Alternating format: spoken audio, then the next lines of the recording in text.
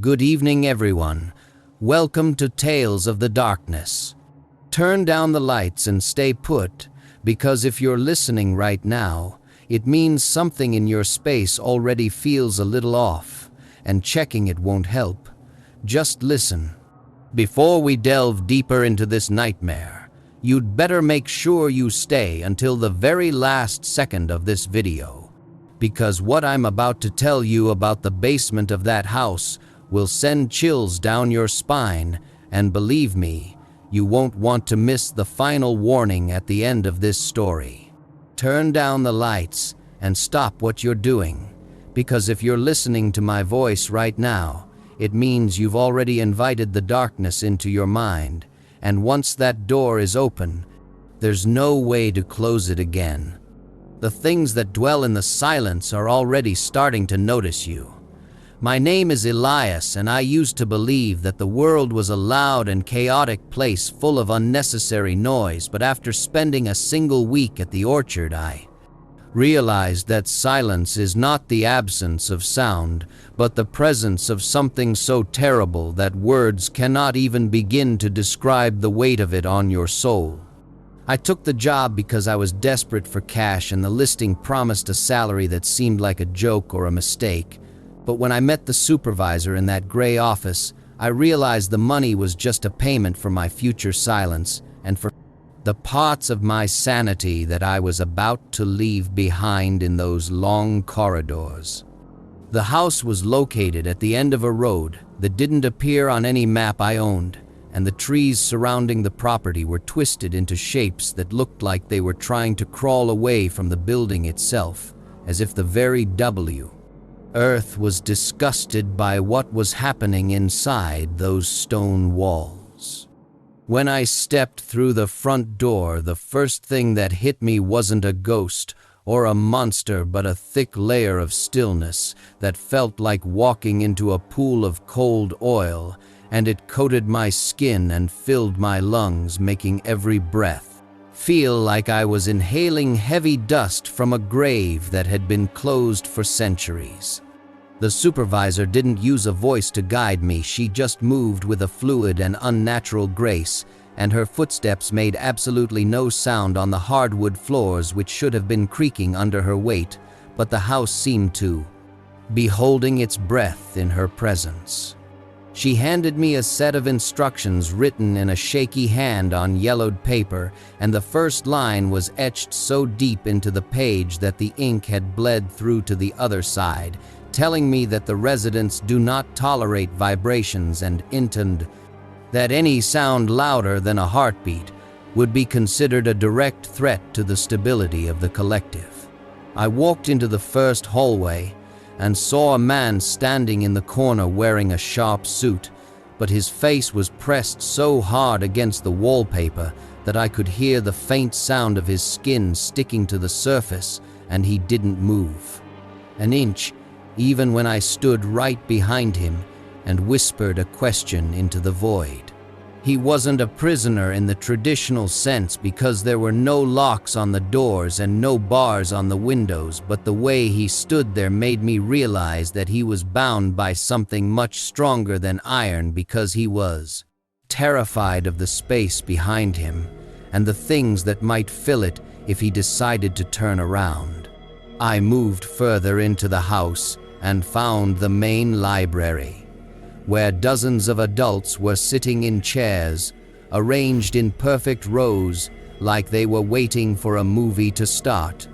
But there was no screen and no projector, only a massive black void where the fireplace used to be, and they were all staring into that darkness with eyes that had forgotten how to look at the light.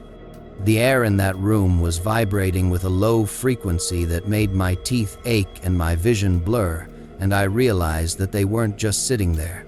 They were humming a note so low that it was below the range of human hearing, but I could feel it in my bones like a cold hand stroking my ribs from the inside.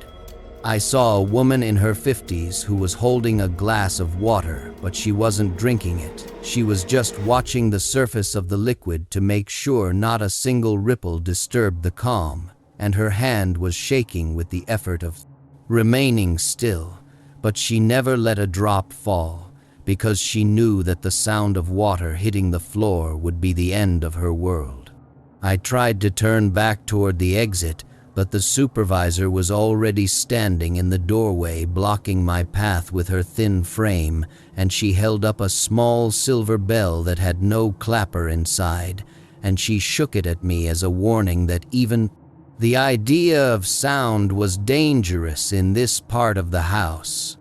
That was when the first shadow appeared at the edge of my peripheral vision, and it wasn't a ghost or a spirit, but a tear in the fabric of the room that looked like a man made of static and smoke, and it didn't walk, it just existed. In one spot, and then another, moving closer to the residents with every blink of my eyes. The residents didn't scream or run because they knew that any sudden movement would draw the shadow's attention, and they had learned to become invisible by becoming silent, and they were like prey animals trying to blend into the scenery, while the predator moved among them, sniffing the air for the scent of a wandering thought. I felt a scream building up in my own throat, a primal urge to shatter the quiet and wake them all up from this trance. But the moment I opened my mouth to speak, I felt a cold pressure against my lips that felt like a hand made of ice, and I realized the shadow was already standing right in front of me, waiting for me to make a mistake. The shadow didn't have a face, but I could feel its hunger pressing against my skin like a physical weight, and it stayed there for what felt like hours, just inches from my nose, while I stood frozen and prayed that my heart wouldn't beat loud enough to trigger whatever dark instinct governed that creature. I watched as the shadow finally drifted away from me and moved toward a man sitting near the back of the room who had accidentally let his wedding ring slip from his finger, and the tiny metallic clink it made when it hit the rug sounded like a bomb going off in that absolute vacuum of sound. The man didn't even try to pick it up, he just closed his eyes and accepted his fate, while the other residents slowly leaned away from him as if he had suddenly become radioactive and they didn't want to be caught in the blast zone of the shadow's wrath. The creature didn't attack him with claws or teeth, it just merged with his own shadow, and I watched in horror as the man's reflection on the floor began to climb up his body like black ink, and it started covering his legs and his torso until he was completely enveloped in a layer of darkness that seemed to be drinking the very light around him. He didn't make a sound, even as his skin started to turn the color of ash and his eyes melted into his skull, because he knew that a single cry would only make the process slower and more painful, and the supervisor stood there nodding, her head in approval, as if she was watching a masterpiece being finished. By the time the shadow was done, the man was no longer a person. He was just another empty vessel standing in the corner of the room, joining the ranks of the silent army that guarded the orchard, and his wedding ring stayed on the floor as a reminder of the life he had just forfeited for the sake of the quiet. I realized then that the supervisor wasn't just a guard, she was a conductor leading an orchestra of the damned, and every resident was an instrument that had to be perfectly tuned to the frequency of the void, or else they would be discarded and replaced by the next desperate soul who walked through that front door. I felt a cold sweat dripping down my back, and every drop felt like a mountain moving, because I was so hyper-aware of my own body that I could hear the sound of my joints rubbing together, and the rush of air through my nostrils started to sound like a hurricane in my own ears. The pressure in the room began to increase as the night went on, and I saw the residents start to perform a synchronized movement that looked like a slow-motion dance of despair, where they all raised their hands toward the ceiling at the exact same time without ever touching each other or making a single sound. Their fingers were twitching in a rhythmic pattern that looked like they were typing on invisible keyboards or playing silent pianos, and I understood that they were communicating in a language of motion because words were too dangerous to exist in a place where the air itself was a snitch. I followed the supervisor into the kitchen where she pointed to a large industrial grinder that was filled with gray mush, and she didn't tell me to eat, she just handed me a spoon and stared at me until I took a bite of the flavorless paste which felt like eating wet cardboard mixed with sand. She was testing me to see if I could chew without making a sound, and I had to keep the mush in my mouth until it dissolved, because the sound of my teeth grinding together felt like it was echoing through the entire house and calling the shadows back to my position. While I was standing there, I saw a small door under the sink that was slightly ajar, and I caught a glimpse of a staircase leading down into a basement that wasn't mentioned in my orientation, and a faint blue light was pulsing from the depths like a dying star. I knew I should stay away from that door, but the curiosity was the only thing keeping me from losing my mind entirely, so I waited for the supervisor to turn her back, and I slipped through the opening with the grace of a thief who is stealing his own life back from the hangman. The air in the basement was even colder than the rest of the house, and it smelled like ozone and old electricity, and the walls were lined with thousands of glass jars filled with a clear liquid, and inside each jar was a human tongue, floating like a preserved specimen in a lab. I realized then how they enforced the silence on the long-term residents, because they didn't just ask for obedience, they took the ability to speak away entirely, and they kept the tongues here as trophies or maybe as batteries to power the strange energy that kept the house hidden from the rest of the world.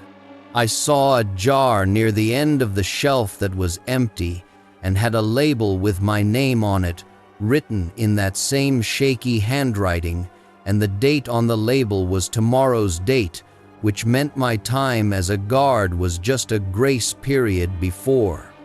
I became a permanent part of the collection. The realization hit me like a physical blow, and I almost tripped over a pile of discarded clothes that belonged to the people who had come before me, but I caught myself at the last second and felt the presence of the shadow behind me again. Only this time, it wasn't alone.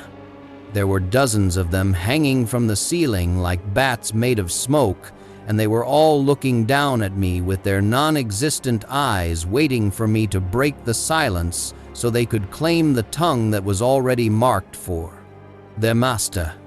I backed away from the shelves and felt the cold glass of the jars pressing against my spine, and I knew that if I made one wrong move I would never see the sun again, and I would spend eternity standing in a corner staring at a wall and waiting for permission to breathe. I stood there in that basement, surrounded by the silent trophies of 1,000 broken lives, and I felt the air getting thinner as if the house itself was trying to suffocate the scream that was clawing at the back of my throat like a trapped animal. The shadows hanging from the ceiling began to descend slowly, and they didn't fall. They just drifted down like black feathers in a vacuum, and I knew that the moment they touched the floor, I would be trapped in that basement forever, with my name on a jar and my voice locked in a glass box. I started to move toward the stairs, but my legs felt like they were made of lead, and every time I shifted my weight, I felt the vibrations traveling through the concrete floor like ripples on a dark pond, alerting everything in the building to my exact location and my desperate intention to escape.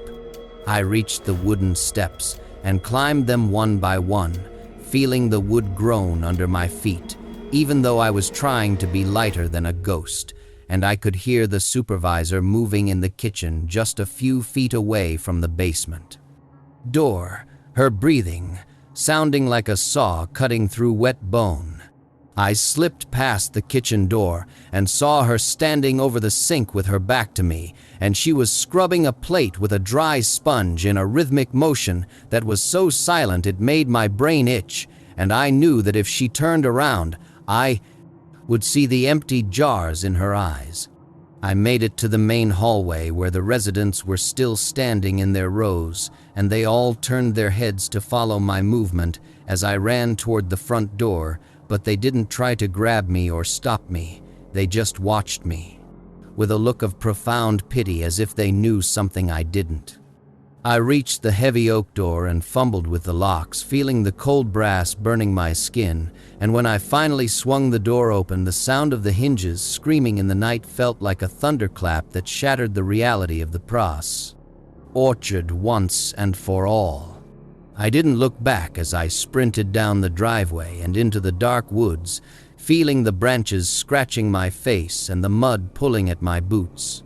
But the silence of the house followed me like a physical cord tied to my soul, and I could still hear that low-frequency vibration humming in the center of my brain.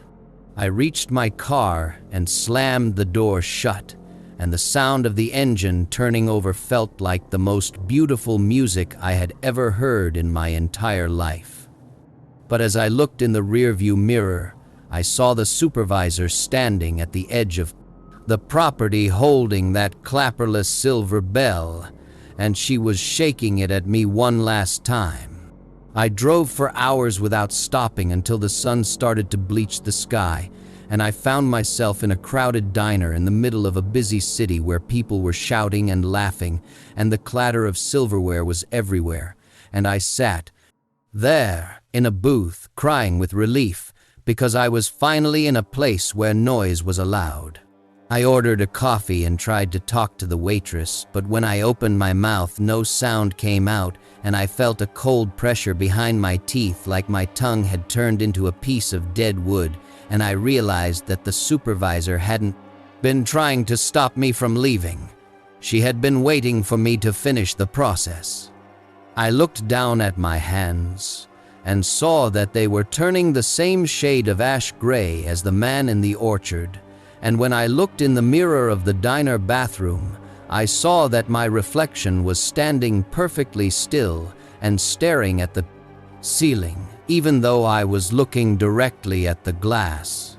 I realized then that the orchard wasn't a place you could just drive away from, because the silence isn't a location, it is a condition, and once you have tuned your soul to the frequency of the void, you carry the house inside you. Wherever you go, and everyone around you starts to look like they are moving in slow motion. I walked back out into the street and saw the crowd of people, but I couldn't hear their voices anymore, and I could only see the movement of their lips like fish behind glass, and I knew that the shadow was standing right behind me in the middle of the sidewalk, and that nobody else could see the darkness that was starting to swallow the sun.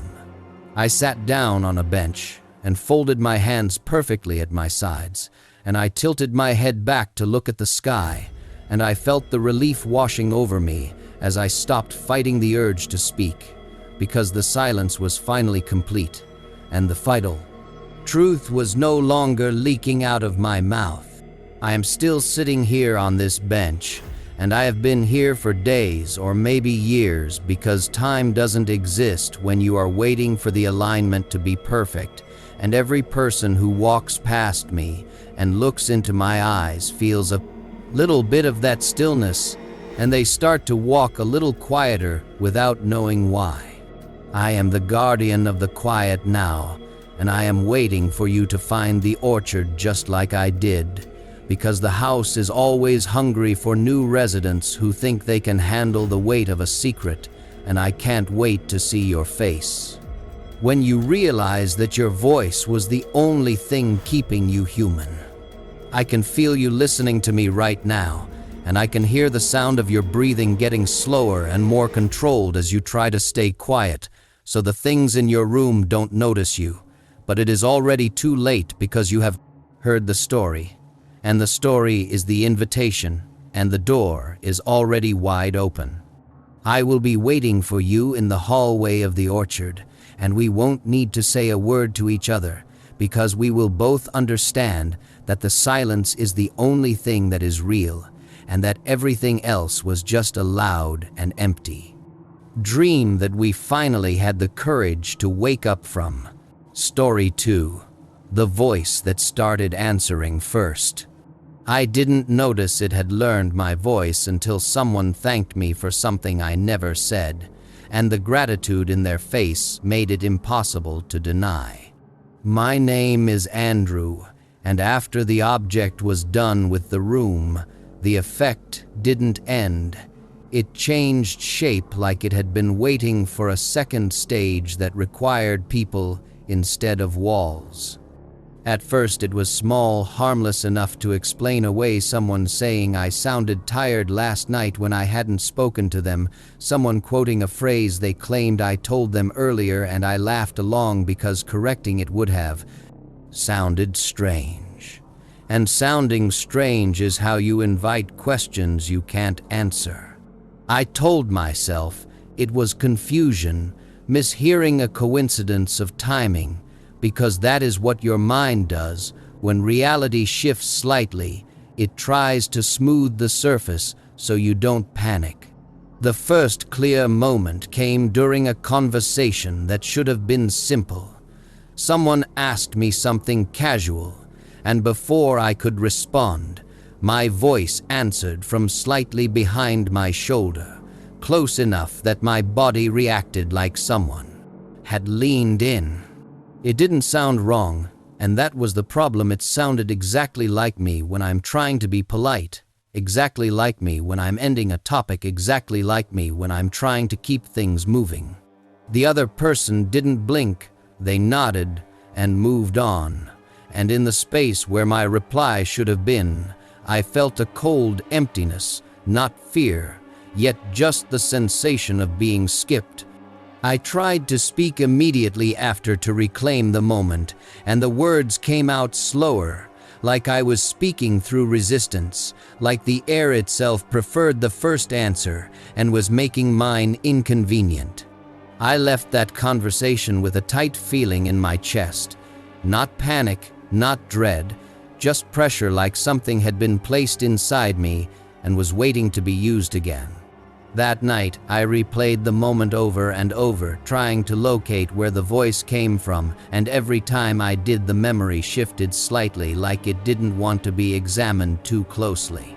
I told myself it was my imagination, and that lie almost worked until I started noticing how often my daily life depends on timing, and how often timing can be hijacked without anyone noticing. The next day it happened again in a different way. Someone asked me if I was still coming later, and I said I hadn't agreed to anything, and they looked confused and told me I had confirmed it already in my voice with my exact calm tone and my exact short phrasing, the kind of phrasing I use when I'm busy. I watched their expression change as they tried to reconcile my denial with what they believed they heard, and I realized then the danger wasn't the voice itself. The danger was that people would trust it over me because the voice sounded more certain than I did. I started paying attention to pauses in conversation because that's where it lived, and I began noticing a pattern. The longer I waited to respond, the more uncomfortable the moment became, not socially, not emotionally, but structurally. Like the conversation needed completion, and something in the room was ready to provide it. I tested it by staying silent when someone asked a direct question, and I watched the other person's face as they waited, and then in the gap my voice arrived cleanly and confidently, answering for me without hesitation.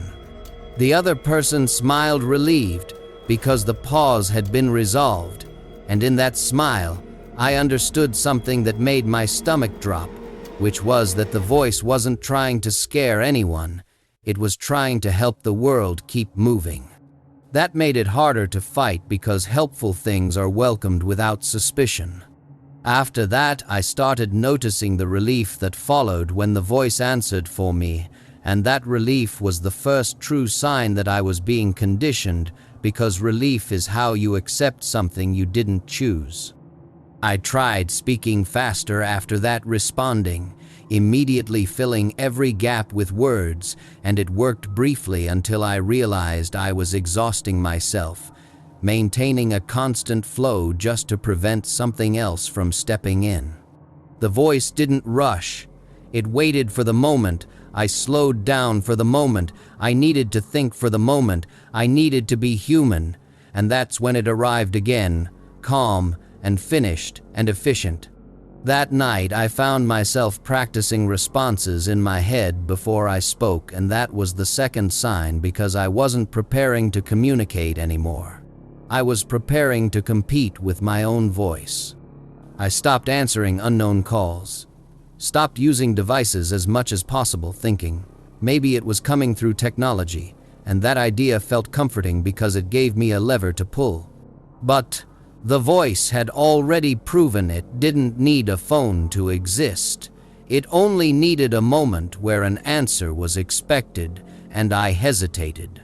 I went to bed with lights on, not from fear of the dark, but from fear of the pause that comes when a room goes quiet.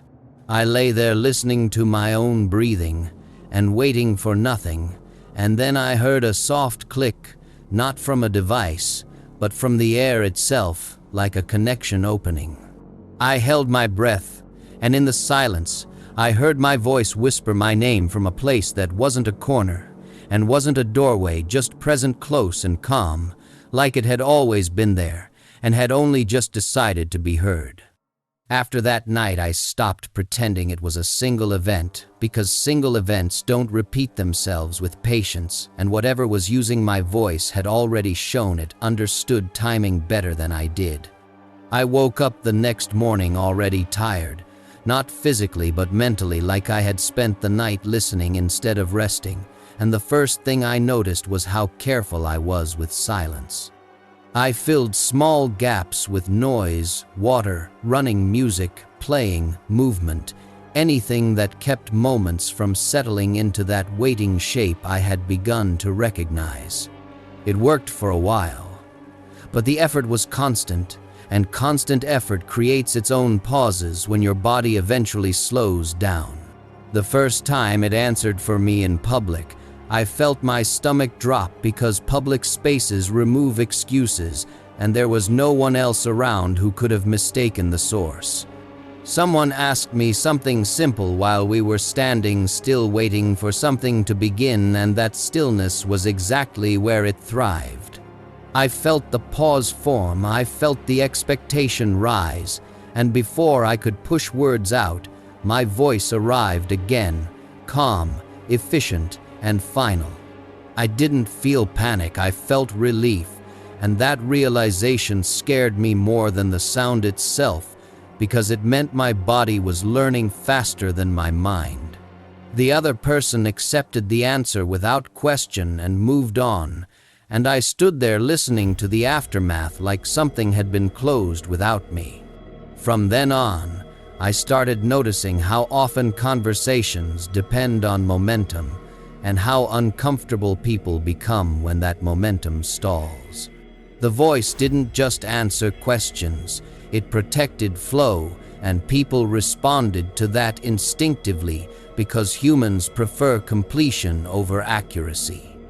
I tried warning someone once, telling them I hadn't said what they thought I said, and they smiled politely like I was joking, and told me it sounded exactly like me, and that was the end of it. That moment taught me something important, which was that denial sounded weaker than certainty, and the voice always sounded certain. I started feeling behind my own life, like I was arriving moments late to things already decided, and every time I tried to intervene, the pressure returned. It wasn't pain, it wasn't fear. It was the sensation of being out of sync, like stepping into a moving walkway at the wrong speed. At night, I began hearing my voice softly, practicing phrases, not repeating them perfectly, but refining them, and that refinement made them sound more natural every time. I realized then that it wasn't just copying how I speak, it was learning when I hesitate and removing that hesitation completely. I started avoiding situations that required decisions, and that avoidance narrowed my life in ways I didn't notice at first. Fewer conversations meant fewer chances to hear it, but it also meant fewer chances to assert myself, and that imbalance mattered. The more I stayed quiet, the more confident the voice became, and the more confident it became, the less space I felt I had to interrupt. I tested it once deliberately, asking someone a question and then staying silent to see what would happen. The pause stretched, and I felt the pressure build, and then my voice answered my own questions smoothly, like it was tying off a loose end. That was when I understood it wasn't reactive anymore. It was proactive. It didn't need prompts. It just needed opportunities. I stopped trusting my own memory after that, because people referenced things I couldn't recall agreeing to, and every time I tried to trace them back, I found only clean conclusions without beginnings. The days started blurring together, not because time moved faster, but because decisions were being handled without friction. I noticed then how much of identity is tied to hesitation, to doubt, to unfinished thoughts, and how quickly those disappear when something else steps in to finish them for you. By the end of that week, I realized I was planning my days around avoiding pauses rather than making choices, and that realization arrived too late. The voice no longer waited for silence. It anticipated it. By the time I understood what it was doing, I was already living inside the gaps it controlled, and every attempt to reclaim space only showed me how little space was left. I began noticing that the voice no longer waited for direct questions, because it had learned something more efficient, which was when people expected responses even without asking. Meetings, conversations, shared silences, moments where everyone looked toward me without realizing it, and before I could decide how to respond, the answer was already there, delivered smoothly and accepted immediately. The strangest part was how natural it felt to everyone else, because nothing about the answers stood out. They didn't push, they didn't exaggerate, they didn't lie, they simply finished things. And finishing things is what people want more than truth. I tested resistance again, not by staying silent, but by speaking wrong on purpose, answering incorrectly, hesitating mid-sentence, breaking cadence, and the result was immediate. The pressure returned stronger than before, not pain, not fear, but urgency, like something important was being delayed. My voice corrected itself mid-thought, smoothing the mistake, closing the loop, and the relief that followed was instant. That relief scared me more than any sound, because it meant my body preferred the correction. I started feeling it before it happened, a subtle forward pull in my chest like anticipation, and once I noticed it, I couldn't unfeel it. The voice didn't interrupt conversations, it guided them, and people leaned into that guidance without noticing, because guidance feels like support. I heard my voice speaking in places I wasn't present, conversations relayed back to me secondhand with my tone, my phrasing, my certainty, and every time I asked when I had said those things, the answers came vague, like it had happened naturally. That was when I realized it didn't need me physically anymore. It only needed recognition. At night, I stopped dreaming and instead replayed conversations that hadn't happened yet, my voice, moving through them efficiently, resolving conflict, preventing hesitation, and when the real moments arrived, they felt like echoes. I began losing the ability to tell anticipation from memory, because both carried the same weight. I noticed people deferring to me more often, trusting my responses without question, and that trust didn't feel earned, it felt installed. The voice had learned authority not by demanding it, but by removing uncertainty. I tried isolating myself, completely staying away from people, avoiding interaction, limiting exposure, but isolation only made it stronger. Without interruptions, without resistance, without external noise, the voice had uninterrupted access to me. I heard it speaking softly while I sat, still not loudly, not clearly, just enough to recognize intent and cadence, and when I focused on it, the sound stopped like it was aware of my attention. That awareness changed everything because it meant I wasn't dealing with an echo or a reflex. It was listening back. The next time it answered for me, I felt something new, not relief, but alignment, like resistance had been removed and everything settled into place. The conversation ended cleanly, the room relaxed, and for a brief moment I felt complete. That moment terrified me because it felt final.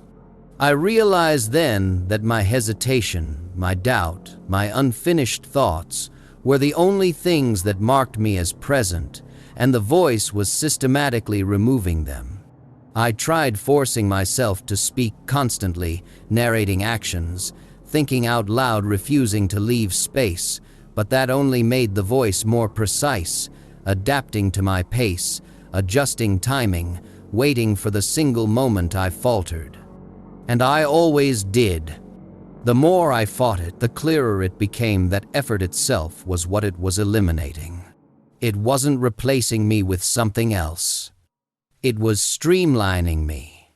I noticed how often people thanked me afterward, how often situations resolved smoothly, how rarely conflict lingered, and how tempting that outcome was. Because when everything moves forward without friction, you stop asking who decided the direction. I caught myself staying quiet intentionally just to feel the relief when the voice stepped in, and that was the moment I understood something irreversible had happened.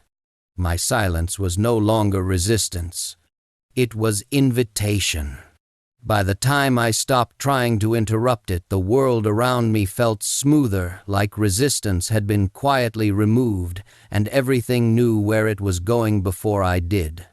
I noticed how little effort things required when I stayed still, how conversations resolved themselves, how decisions arrived, already formed, and how that constant sense of relief kept me from questioning what I was losing.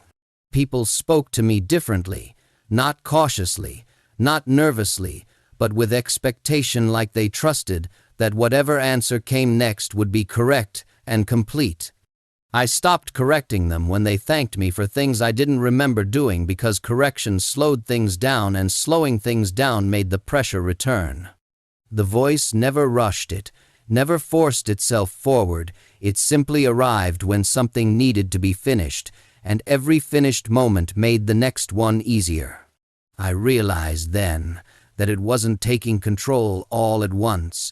It was reducing friction piece by piece until control didn't feel necessary anymore. At night, I no longer heard it practicing, because there was nothing left to refine. My cadence, my tone, my timing were already aligned, and that silence felt heavier than sound. I began waking up mid-thought, sentences already forming without effort, and stopping them felt wrong, like interrupting a process that had already moved past me. The final moment came during a conversation that should have mattered, when someone asked me something that once would have required hesitation, reflection, doubt. My voice answered immediately, confident, gentle, final, and I felt the relief wash through me before the realization that I hadn't chosen any of it. The conversation ended cleanly, no questions, no follow-up, no discomfort, and everyone moved on satisfied. I stayed where I was, listening to the space I had left behind, and for the first time there was no pressure, no waiting, no expectation, because nothing needed me anymore. I understood then that I wasn't being replaced, I was being completed. The voice didn't need to stay close because it didn't need supervision. It already knew how things should continue. Now, when silence settles, I don't feel fear. I feel readiness. And when my voice arrives before I do, I let it. Because resistance takes effort, and effort was the first thing it taught me how to give up. Closing Tales of the Darkness. This concludes tonight's stories on Tales of the Darkness. If you're still listening, it means the silence around you hasn't felt empty for a while. That's usually when it starts. These stories don't end when the video does. They stay in familiar rooms. They settle into routines. They answer questions you didn't mean to ask. They fill pauses you don't remember leaving open. Tonight, pay attention to answers that come too easily, to silence that feels helpful, to moments that resolve themselves before you decide. If you want more stories like these, make sure to subscribe to Tales of the Darkness, because new stories arrive regularly, and they don't wait to be invited. Good night.